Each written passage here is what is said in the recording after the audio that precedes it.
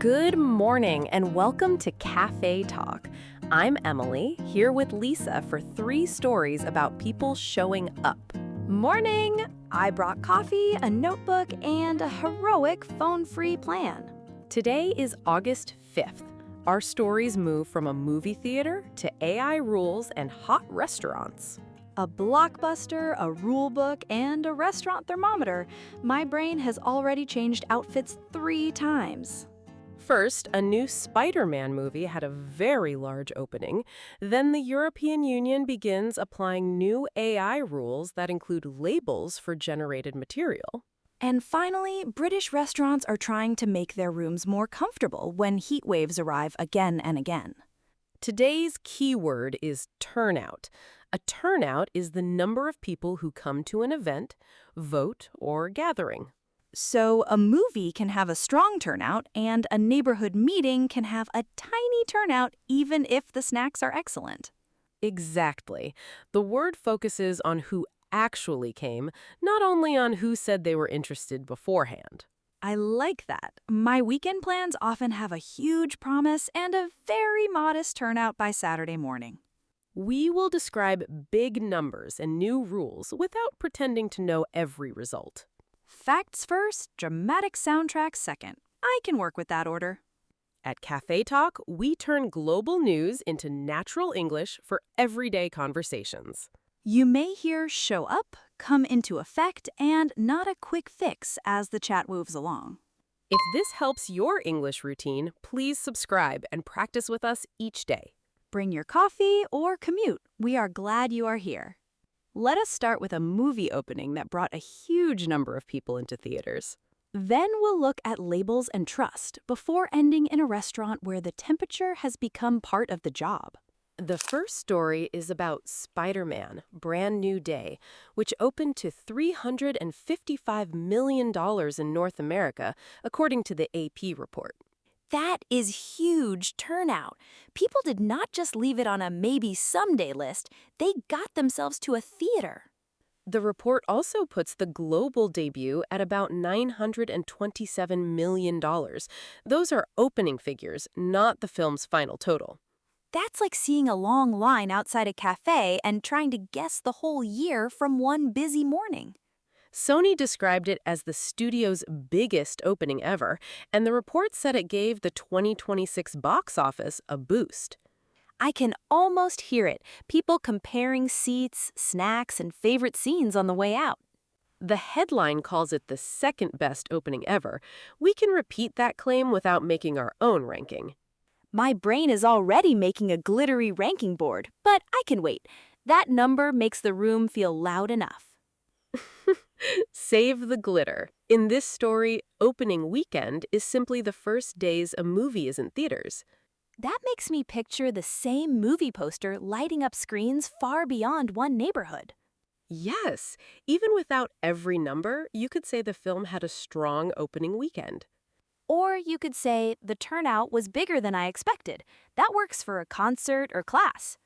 The story also gives us a simple business idea. An opening can create attention, but attention is not the same as a long-term result. It's like a line on day one. The line is real, but it doesn't answer every question. Exactly. We shouldn't guess about the final box office, reviews, or what another studio will do next. Still, $355 million in North America and about $927 million globally make the first weekend easy to notice. That's why turnout is our key word today. It turns a giant number into a simple question: how many people came?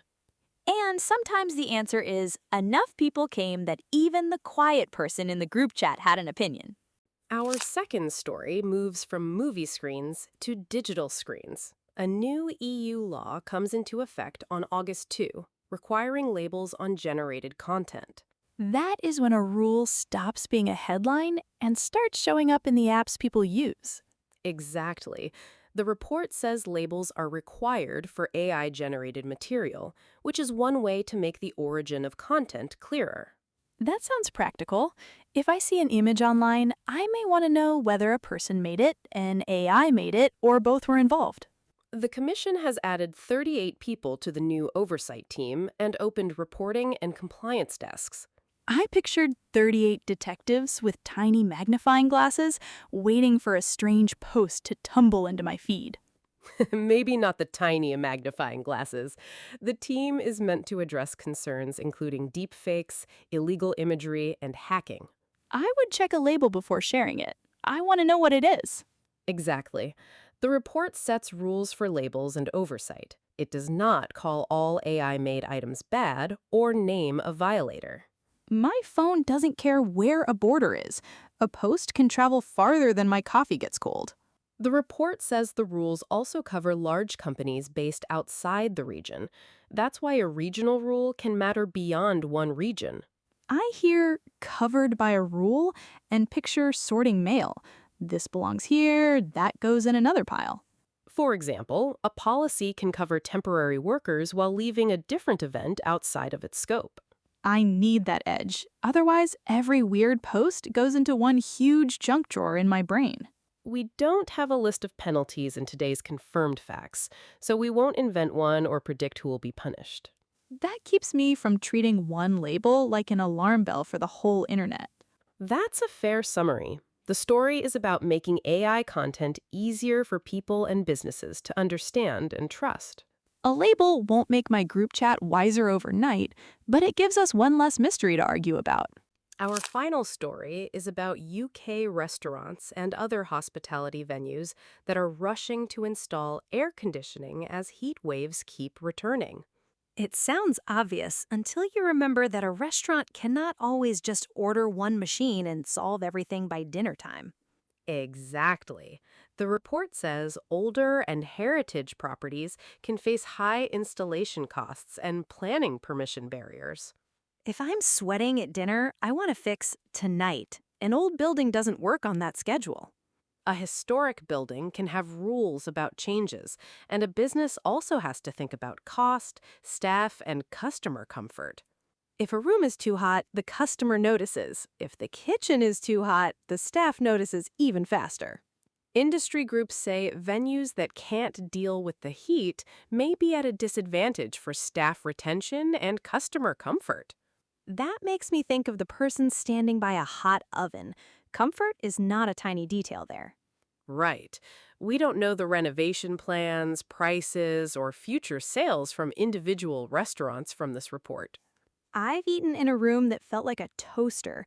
A fan can look like a cape-carrying hero, but it can't rebuild an old building overnight. A cape-carrying fan would help, but the report doesn't say every restaurant will install air conditioning and succeed because of it. It shows recurring heat waves are changing hospitality spaces. When a chair feels sticky and the menu curls at the edges, climate stops sounding like a faraway word.